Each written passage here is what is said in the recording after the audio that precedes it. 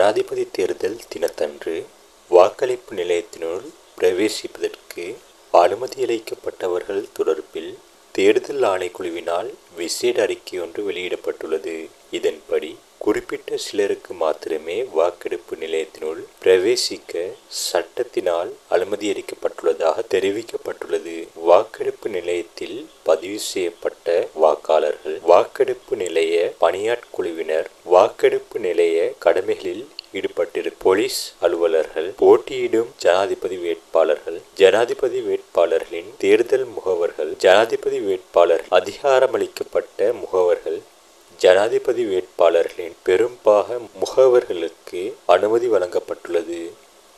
இதேவேளை ஒவ்வொரு வேட்பாளர் சார்பாக முறைப்படி நியமிக்கப்பட்ட வாக்கெடுப்பு நிலைய முகவர்கள் தேர்தல் ஆணைக்குழுவின் அனுமதி பெற்ற ஒழுங்கமைப்பின் முகவர்கள் உள்நாட்டு அல்லது வெளிநாட்டு கண்காணிப்பு மற்றும் தெரிவத்தாட்சி அலுவலரின் அனுமதி பெற்ற அலுவலர்களுக்கும் வாக்கெடுப்பு நிலையத்தினுள் பிரவேசிக்க அனுமதி வழங்கப்பட்டுள்ளது.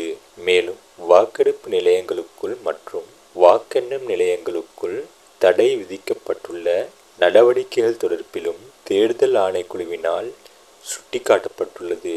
கையடக்க தொலைபேசிகளை பாவித்தல், நிழற்படமெடுத்தல், வீடியோ செய்தல், ஆயுதங்களை தம் வசம் வைத்திருத்தல், புகைப்பிடித்தல், மதுபானம் அருந்துதல் மற்றும் வேறு போதைப் பொருட்களை பாவித்தல், மதுபானம் அருந்திவிட்டு அல்லது போதைப் பொருட்களை பாவித்துவிட்டு வருகை தருதல் போன்ற நடவடிக்கைகள் தேர்தல் ஆணைக்குழுவினால் தடை விதிக்கப்பட்டுள்ளது.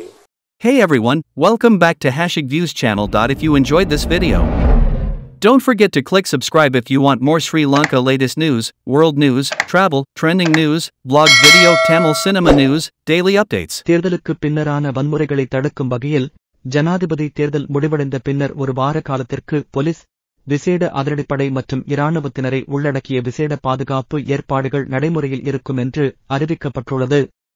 ஜனாதிபதி தேர்தல் நாளை மறுதினம் 21ஆம் திகதி சனிக்கிழமை காலை 7:00 மணி முதல் மாலை 4:00 மணி வரை நடைபெறவுள்ளது.